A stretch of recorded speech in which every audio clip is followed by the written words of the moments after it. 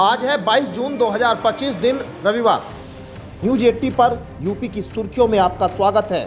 चलिए देखते हैं यूपी की 15 खबरें फटाफट अंदाज में।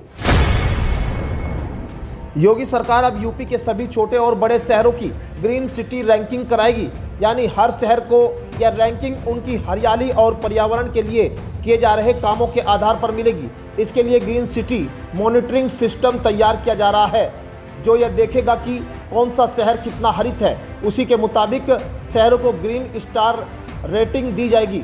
शहरों में ज़्यादा से ज़्यादा पेड़ लगाने के लिए आधुनिक तरीके से पौधारोपण किया जाएगा।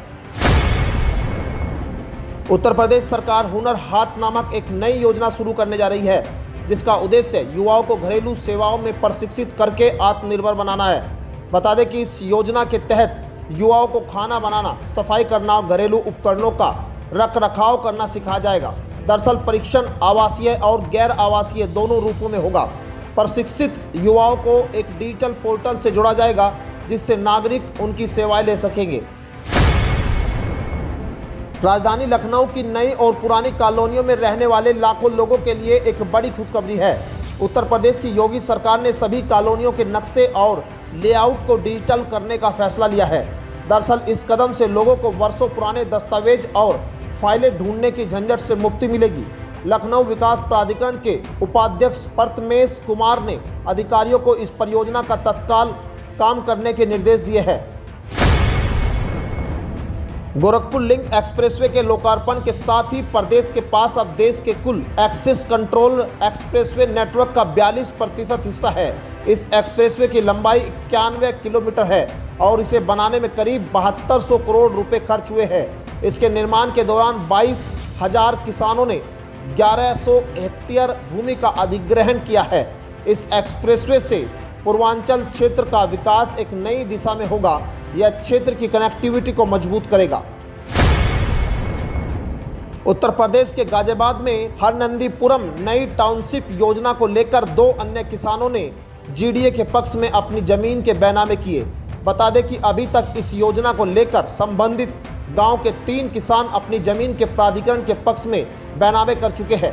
बता दें कि इससे पहले भी इसी गांव के एक किसान ने अपनी भूमि को योजनाओं के अंतर्गत बैनामा किया था। अब कुल 3 किसानों की सहमति इस योजना को लेकर मिल चुकी है। उत्तर प्रदेश के कासगंज जिले में 5 सड़कों की मरम्मत और चौड़ीकरण की तैयारी है, जिनमें चांडी सावर मार्ग भी शामिल है। आपको बता दें, लोक निर्माण विभाग ने शासन को प्रस्ताव भेजा है। सड़कों को चौड़ा करने से लोगों को सुविधा मिलेगी और जाम से मुक्ति मिलेगी। दरअसल इस परियोजना पर करोड़ों रुपए खर्च होंगे। इनमें कासगंज के चांडी सावर मोहनपुरा अलीगढ़ बाईपास, सलेमपुर, बीबी मोहनपुरा, सिडपुरा समेत 5 मार्ग शामिल है। उत्तर प्रदेश की इकोनॉमी को 1 ट्रिलियन बनाने का लक्ष्य रखा गया है। इस मकसद को पूरा करने के लिए यूपी सरकार द्वारा इंफ्रास्ट्रक्चर के विकास को लेकर लगातार कई योजनाएं संचालित की जा रही है। इसमें एक्सप्रेसवे के विकास से लेकर सड़कों के चौड़ीकरण जैसी योजनाएं शामिल है। इसी बाबत आजमगढ़ में भी व्यवसायों को बढ़ावा देने और इकोनॉमी को बूस्ट करने के लिए इकोनॉमिक कॉरिडोर यानी औद्योगिक गलियारा बनाया जाना है। यूपी में पुलिस विभाग को बड़ी मजबूती मिलने जा रही है। 60,244 सिपाहियों की नियुक्ति के बाद डीजीपी राजीव कृष्ण ने बताया कि जब नवनियुक्त सिपाहियों की ट्रेनिंग पूरी हो जाएगी, तब हर थाने में लगभग 25 अतिरिक्त सिपाही तैनात किए जाएंगे। इन सिपाहियों को बहुत ही अच्छी ट्रेनिंग दी जाएगी और थानों पर जाने पर ये थाने की कार्य क्षमता को काफ़ी हद तक बढ़ा देंगे। ये भर्ती समाज की सुरक्षा और कानून व्यवस्था बनाए रखने में भी अहम भूमिका निभाएगी।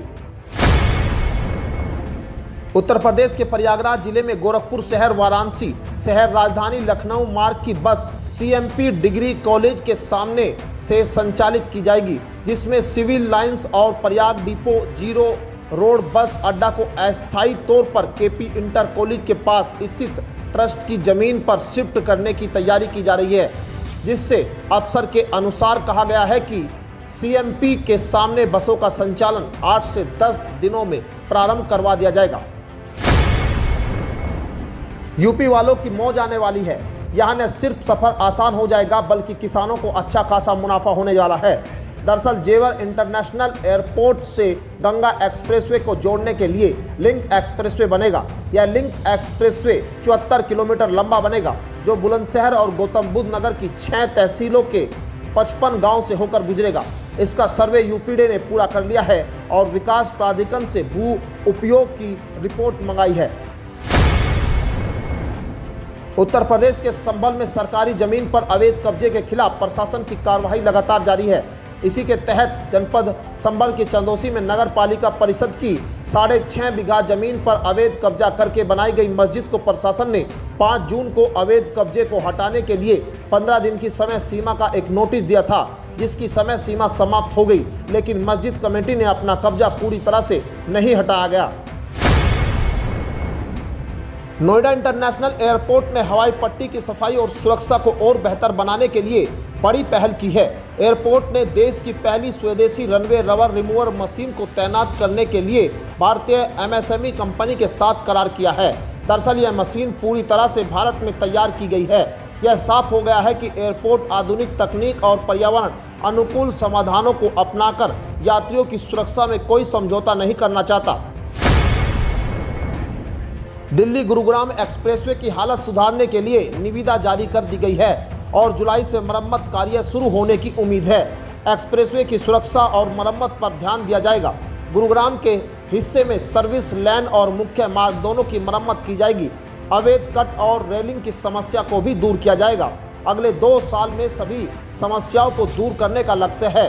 इस तरह जुलाई में जमीनी स्तर पर काम शुरू हो जाएगा।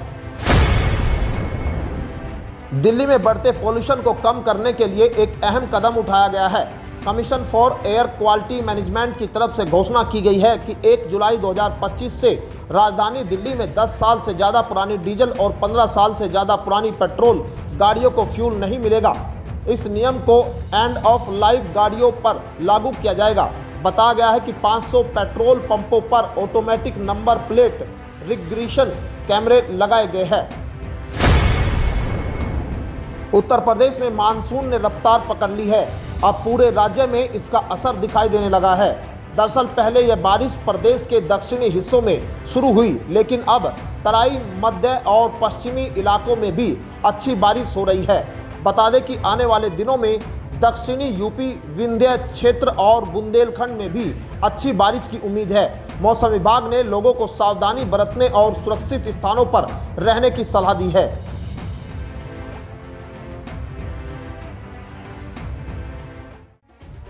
तो ये थी आज की 15 फटाफट खबरें।